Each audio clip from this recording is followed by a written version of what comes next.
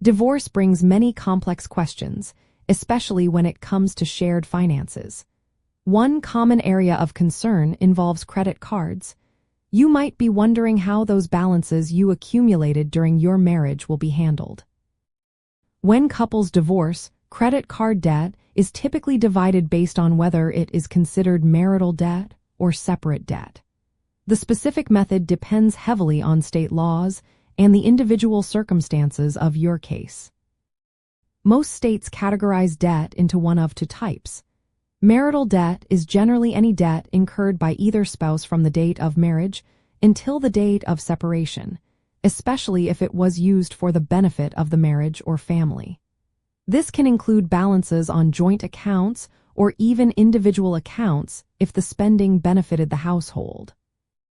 Separate debt, on the other hand, is usually debt that one spouse brought into the marriage or incurred after separation, unless it was for necessary marital expenses. For instance, a credit card opened solely in one person's name before marriage and used only by them for personal items would likely be separate debt. The legal framework in your state also plays a huge role. Some states operate under community property laws, like California and Texas, where marital assets and debts are generally split 50-50. Other states use equitable distribution, meaning judges aim for a fair, but not necessarily equal, division. In equitable distribution states, factors like each spouse's income, contribution to the marriage, and ability to pay can influence how debt is assigned. To navigate this, a great first step is to gather all your credit card statements and account information. Understand what each card was used for and when the charges occurred. Try to categorize the spending as either marital or separate. If possible, consider negotiating a division of the debt directly with your spouse. Often, a mutually agreed upon plan is more efficient and less stressful than court intervention. It is important to remember that credit card companies are not bound by divorce decrees.